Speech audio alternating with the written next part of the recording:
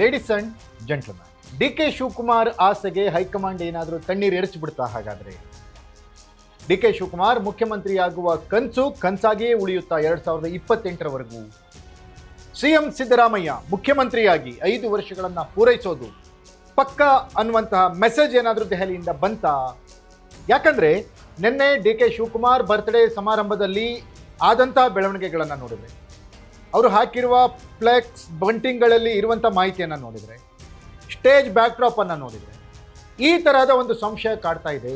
ಡಿ.ಕೆ. ಶಿವಕುಮಾರ್ ಮುಖ್ಯಮಂತ್ರಿ ಆಗಲಿಕ್ಕೆ 2028ರವರೆಗೂ ಕಾಯಲೇಬೇಕಾದ ಅನಿವಾರ್ಯತೆ ಸದ್ಯಕ್ಕೆ ಉದ್ಭವವಾಗಿದೆ ಅನ್ನುವಂತಹ ವಾತಾವರಣ ಕೆಪಿಸಿಸಿ ವಲಯದಲ್ಲಿ ಮೂಡಿ ಬರ್ತಾ ಇದೆ. ಈ ಕುರಿತ ಎಕ್ಸ್ಕ್ಲೂಸಿವ್ ಅಪ್ಡೇಟ್ಸ್ ಅನ್ನ ಬಿಗ್ ಸ್ಟೋರಿಯಲ್ಲಿ ನಾನು ಕೊಡ್ತೀನಿ. ನೆಲ ಜಲ ಭಾಷೆಗಾಗಿ ಪ್ರಾಮಾಣಿಕ ಪತ್ರಿಕೋದ್ಯಮ, ನಾನು ಹೇಮಂತ್.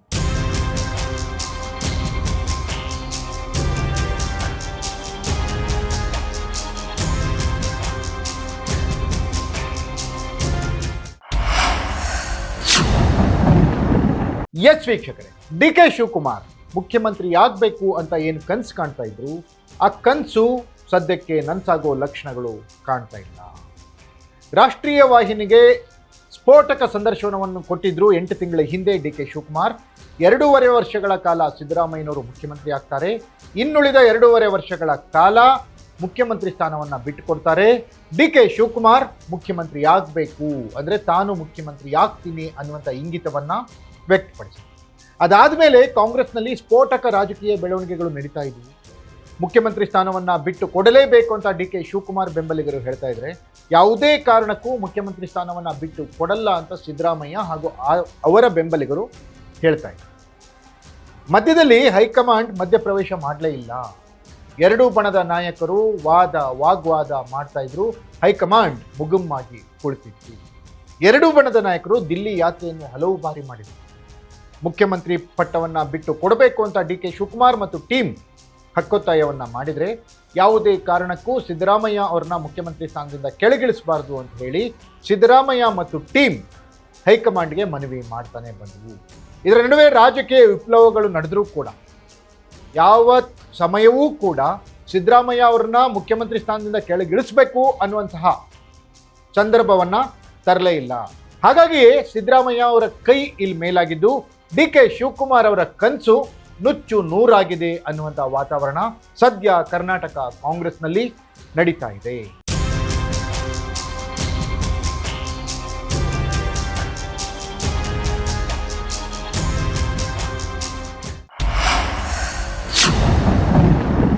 ಎಸ್ ವೀಕ್ಷಕರೇ, ನಿನ್ನೆ ಡಿ.ಕೆ. ಶಿವಕುಮಾರ್ ಬರ್ತ್ಡೇಯನ್ನು ಆಚರಿಸಿಕೊಂಡಿದ್ದಾರೆ.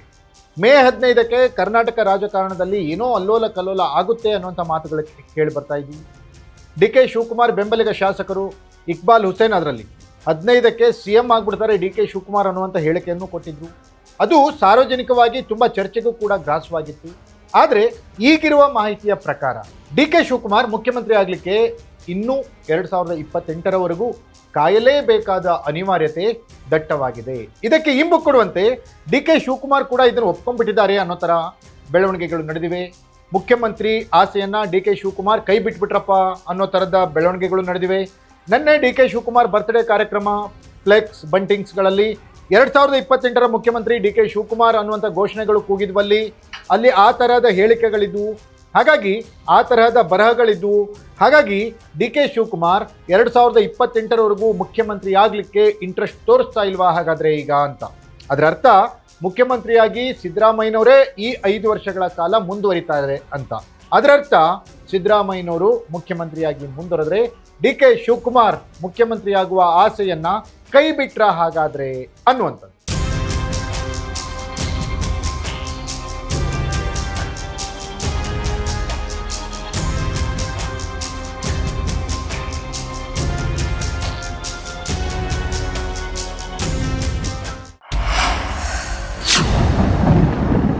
ಎಸ್ ವೀಕ್ಷಕರೇ, ಕರ್ನಾಟಕ ರಾಜ್ಯದಲ್ಲಿ ಮುಖ್ಯಮಂತ್ರಿ ಬದಲಾವಣೆಯ ವಿಚಾರಗಳು, ಕೇರಳದಲ್ಲಿಯೂ ಕೂಡ ಕಾಂಗ್ರೆಸ್ ಸರ್ಕಾರ ಬಂದಿದೆ, ಕಾಂಗ್ರೆಸ್ ನೇತೃತ್ವದ ಸರ್ಕಾರ.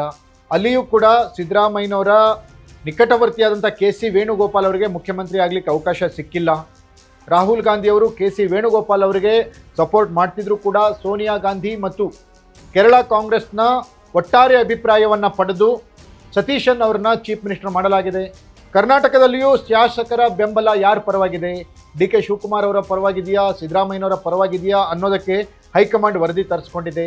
ವರದಿಯಲ್ಲಿ ಸಿದ್ದರಾಮಯ್ಯನವರ ಕೈ ಮೇಲಾಗಿದೆ. ಹೈಕಮಾಂಡ್ ಬಿಗ್ ಸ್ಟೆಪ್ ತೆಗೆದುಕೊಂಡಿದೆ. ಮುಖ್ಯಮಂತ್ರಿಯಾಗಿ ಸಿದ್ದರಾಮಯ್ಯನವರು 5 ವರ್ಷ ಮುಂದುವರಿಬೇಕು ಅಂತ. ಹಾಗಾಗಿ ಡಿ ಕೆ ಶಿವಕುಮಾರ್ ಇಲ್ಲಿ ಆಸೆಯನ್ನು ಕೈ ಬಿಟ್ರಾ ಅನ್ನುವಂಥ ಪ್ರಶ್ನೆ ಉದ್ಭವವಾಗಿದೆ. ಕರ್ನಾಟಕದಲ್ಲಿ ಮುಖ್ಯಮಂತ್ರಿ ಬದಲಾವಣೆ ಆಗುತ್ತಾ? ಸಿದ್ದರಾಮಯ್ಯನವರು ಅಧಿಕಾರವನ್ನು ಬೇರೆಯವ್ರಿಗೆ ಬಿಟ್ಕೊಡ್ತಾರಾ? ಸಿದ್ದರಾಮಯ್ಯನವರು ಅಧಿಕಾರವನ್ನು ಬಿಟ್ಕೊಟ್ರೆ ಡಿ ಕೆ ಶಿವಕುಮಾರ್ ಅವರೇ ಆ ಹುದ್ದೆಗೆ ಬಂದು ಕೂರ್ತಾರಾ? ಅಥವಾ ಆಯ್ಕೆ ಬೇರೆದಾಗಿರುತ್ತಾ? ಬೇರೆಯವ್ರು ಯಾರಾದರೂ ಇವರಿಬ್ಬರ ಗದ್ದಲದಲ್ಲಿ ಲಾಭವನ್ನು ಮಾಡ್ಕೋತಾರಾ? ಇವಿಷ್ಟು ಚರ್ಚೆಗಳು ನಡೀತಾನೇ ಇವೆ. ಉತ್ತರ ಸಿಗಬೇಕಿದೆ. ಇದಾಗಿತ್ತು ಬಿಗ್ ಸ್ಟೋರಿ.